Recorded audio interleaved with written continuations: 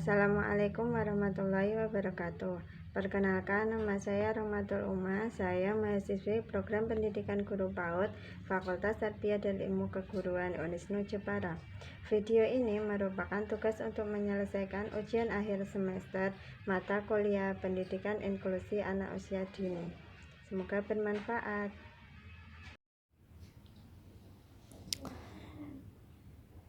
Bismillahirrahmanirrahim. Berikut merupakan tugas mind mapping mata kuliah Pendidikan Inklusi Anak Usia Dini dari pertemuan pertama.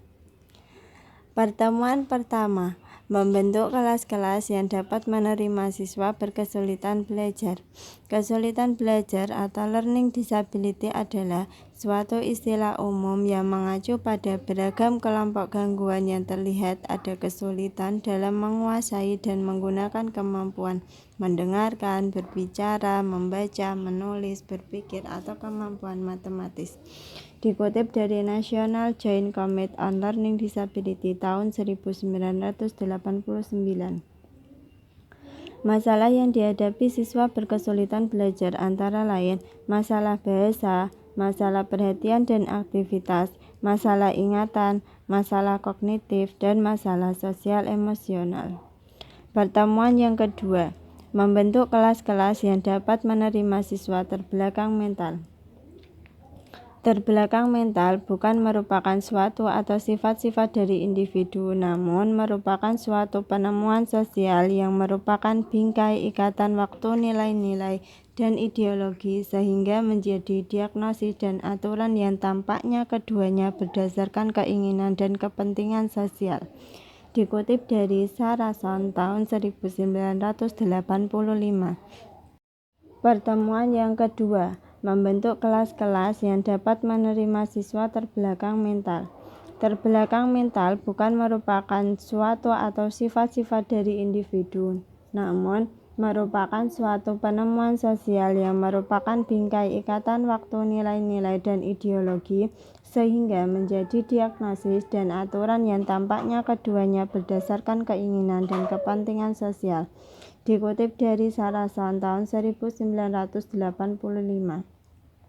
Layanan-layanan siswa terbelakang mental, antara lain program-program stimulasi bayi, layanan pendidikan khusus anak usia dini, terapi fisik, terapi okupasi, terapi wicara, keterampilan merawat diri, atau pengajaran akademik.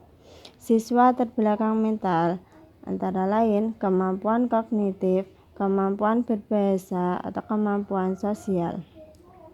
Cara membantu siswa-siswa terbelakang mental antara lain dengan cara yang pertama, guru yang efektif bagi siswa terbelakang mental. Kedua, manajemen dan disiplin kelas. 3, umpan balik selama pengajaran di kelas. Yang keempat, pengembangan pengajaran yang tepat. Dan yang kelima, suasana pengajaran yang kondusif. Pertemuan yang ketiga, membentuk kelas yang dapat menerima siswa dengan gangguan perilaku. Gangguan perilaku adalah ketidakmampuan yang ditandai dengan respon perilaku dan emosional dalam program-program pembelajaran sangat tidak sesuai dengan usia, budaya, atau norma etnis yang berdampak buruk secara nyata pada pendidikan. Cara membantu siswa yang mengalami gangguan perilaku agar berhasil di kelas inklusi yaitu: yang pertama, buat harapan yang diinginkan anak. Yang kedua, tunjukkan rasa tulus kepada anak. Yang ketiga, berikan perhatian. Yang keempat, buatlah contoh sikap yang baik. Yang kelima, persiapkan pola pengajaran yang baik. Yang keenam, buatlah susunan kelas yang dapat diterima baik maupun sosial. Faktor-faktor penyebab gangguan perilaku anak yaitu yang pertama faktor biologis, yang kedua faktor lingkungan atau keluarga, yang ketiga faktor sosial, yang keempat faktor masyarakat. Menurut Kay dan Peterson tahun 1987 menggambarkan 6 klasifikasi perilaku dimensi internal maupun eksternal. Yang pertama, perilaku agresif. Yang kedua, perilaku antisosial. Yang ketiga, kecemasan atau menarik diri. Yang keempat, gangguan pemusatan perhatian. Yang kelima, gangguan gerak. Dan yang keenam, perilaku psikotik. Pendekatan teoritis bagi kebutuhan siswa yang mengalami gangguan emosi dan perilaku dapat diterapkan melalui pendekatan berikut. Yang pertama, pendekatan biomedis. Yang kedua, pendekatan psikodinamik. Yang ketiga, pendekatan perilaku. Yang keempat, pendekatan pendidikan. Dan yang kelima yaitu pendekatan ekologi. Pertemuan yang keempat, membentuk kelas-kelas yang dapat menerima siswa berkelainan fisik. Kelainan fisik atau physical disability atau sering disebut kelainan ortopedi, yang berarti suatu keadaan penurunan fungsi ortopedik yang mempunyai efek merugikan pada prestasi pembelajaran anak. Istilah ini meliputi gangguan yang disebabkan kelainan bawaan, misalnya berkaki bengkok, hilang salah satu anggota tubuh. Jenis-jenis kelainan ortopedi antara lain layu otak, epilepsi, spina bifida, kelompok gangguan atau kelainan, trauma, cedera otak. Kebutuhan kelas bagi siswa yang berkelainan fisik yaitu yang pertama, keleluasaan gerak akan memposisikan diri. Yang kedua, komunikasi. Yang ketiga, keterampilan menolong dirinya sendiri. Yang keempat, kebutuhan psikososial. Cara membantu siswa berkesulitan fisik berhasil di kelas inklusi yaitu dapat diterapkan yang pertama, pengajaran kemandirian yang optimal. Yang kedua, belajar kelompok. Yang ketiga, team teaching. Pertemuan yang kelima, membentuk kelas yang dapat menerima siswa dengan hambatan ucapan atau berbahasa. Kelainan artikulasi. Kelainan artikulasi merupakan kesulitan dalam menghasilkan suara yang dapat menyusun kata. Kelainan artikulasi bisa disebabkan karena keterbelakangan mental, cedera pada otak, kerusakan pendengaran, bisa juga hasil contoh artikulasi yang buruk dalam lingkungan keluarga dan masyarakat. Identifikasi dalam pengobatan artikulasi yaitu kerjasama dengan para ahli, kerjasama dengan orang tua, kerjasama dengan teman sebaya, komunikasi dan perilaku. Hambatan kelancaran berucap, yaitu gangguan ini dapat berupa pengulangan kata atau suku kata dengan alasan yang tidak jelas. Ini akan sering terjadi jika orang sedang mengalami tekanan, misalnya berbicara di depan orang banyak dan kelompok orang yang tidak dikenal. Kelainan atau hambatan bahasa. Kelainan bahasa pada anak seringkali berhubungan dengan keterlambatan bicara.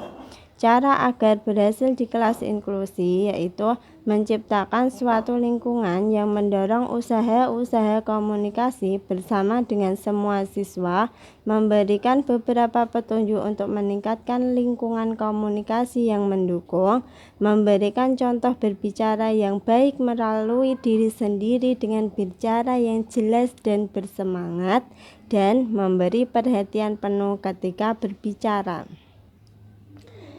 Pertemuan yang keenam, membentuk kelas yang dapat menerima siswa dengan gangguan penglihatan.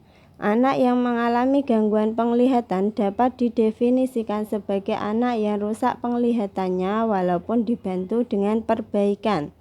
Klasifikasi gangguan penglihatan yaitu yang pertama, berdasarkan waktu terjadinya. Yang kedua, berdasarkan kemampuan daya penglihatannya.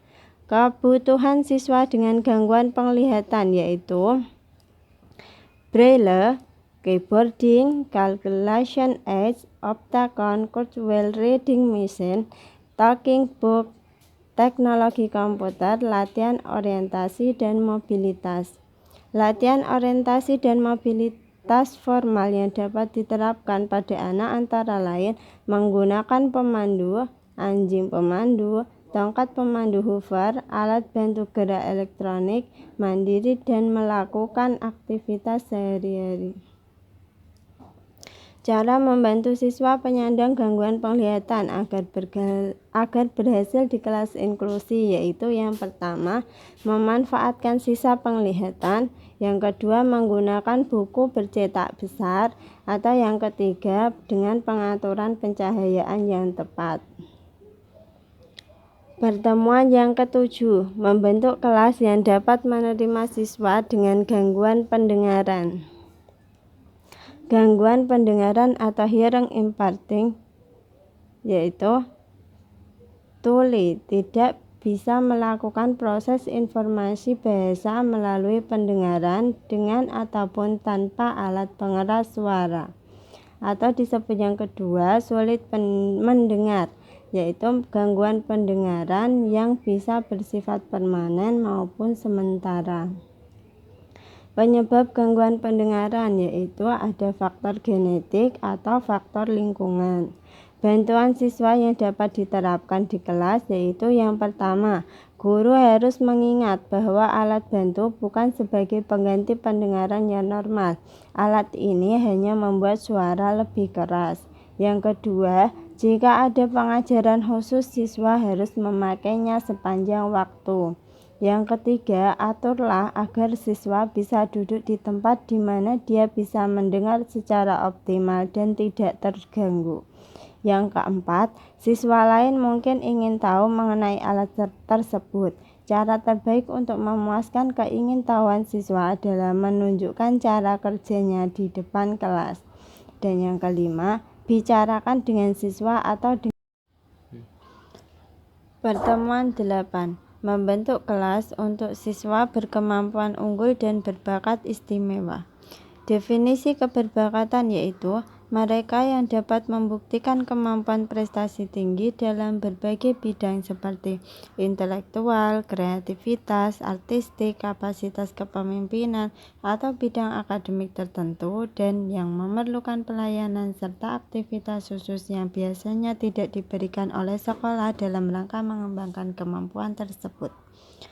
Ukuran keberbakatan dapat diukur melalui tes intelijensia, tes prestasi, nominasi guru, nominasi teman sebaya, nominasi orang tua, ataupun dapat diukur melalui nominasi diri sendiri.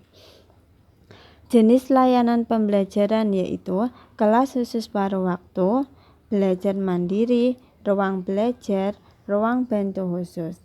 Ranah keberbakatan anak yaitu ranah kognitif, ranah afektif, ranah fisik, ranah intuitif, dan ranah sosial. Cara membantu siswa berbakat antara lain dapat dilakukan dengan cara A. Keterbukaan intelektual, kemudian B. Menikmati suasana kelas dan belajar dari orang lain, C. Merasa tentram mengenai siswa yang mengetahui lebih banyak pelajaran daripada guru, D. Kemampuan membiarkan siswa mempelajari topik yang bukan merupakan bagian kurikulum yang direncanakan, atau E.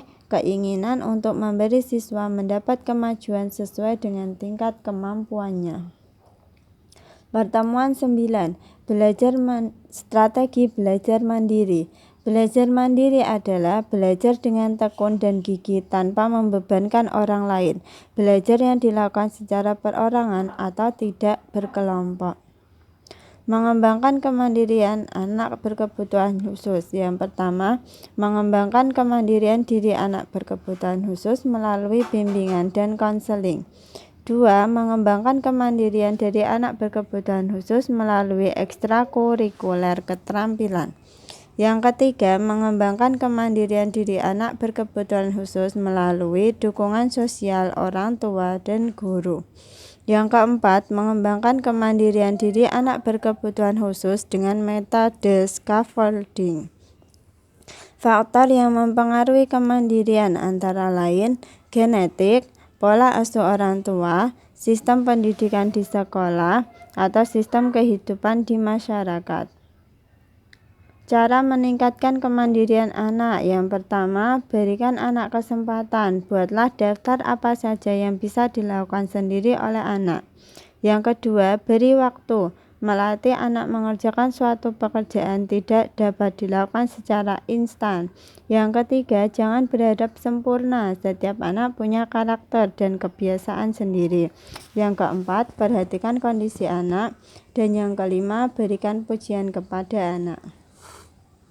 Strategi belajar mandiri anak berkebutuhan khusus di saat pandemi COVID-19, yaitu yang pertama, strategi pengajaran yang diindividualisasikan.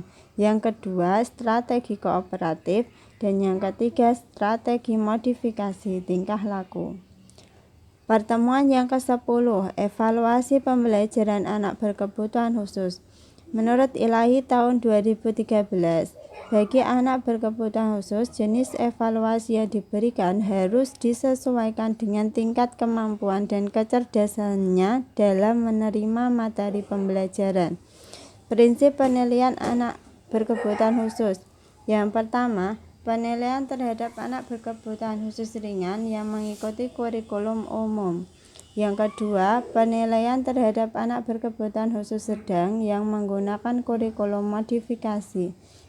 Yang ketiga, penilaian terhadap anak berkebutuhan khusus berat pada sekolah inklusif yang menggunakan kurikulum yang diindividualisasikan. Yang keempat, sistem laporan penilaian kuantitatif bagi anak berkebutuhan khusus harus dilengkapi dengan deskripsi naratif. Sistem penilaian pada anak berkebutuhan khusus. Yang pertama, penilaian berbasis performa. Yang kedua, penilaian berbasis portofolio. Pertemuan yang ke-11, respon terhadap perilaku siswa. Perilaku merupakan respon terhadap perilaku siswa dimulai dengan cara atau sikap saling menghargai dan komunikasi, serta menyusun metode mengajar yang efektif. Strategi mengajar yang efektif untuk mencegah masalah perilaku yaitu dengan cara membudayakan perilaku kelompok yang positif. Strategi mengatur perilaku siswa dengan menggunakan teknik sederhana yaitu dengan cara sengaja mengabaikan, memberi sinyal celaan, menggugah rasa tertarik, mengurangi ketegangan melalui gurauan, memberikan bantuan, dan memberikan dukungan. Meningkatkan perilaku yang diharapkan dapat dilakukan dengan cara strategi utama untuk meningkatkan perilaku disebut penguatan. Penguatan adalah setiap respon atau konsekuensi yang akan meningkatkan suatu perilaku. Penggunaan kontrak perilaku yaitu sebuah kesepakatan antara guru dan siswa yang secara jelas menguraikan ekspektasi yang diharapkan dari siswa, imbalan yang diterima ketika ekspektasi tercapai, ekspektasi gagal dicapai, dan masa berlaku kesepakatan tersebut. Sekian mind mapping dari saya, Rahmatul Umah, untuk menyelesaikan tugas ujian akhir semester. Sekian tugas mind mapping dari Rahmatul Umah, NIM 17134000053 untuk menyelesaikan tugas ujian akhir sekolah mata kuliah pendidikan inklusi anak usia dini. Wassalamualaikum warahmatullahi wabarakatuh.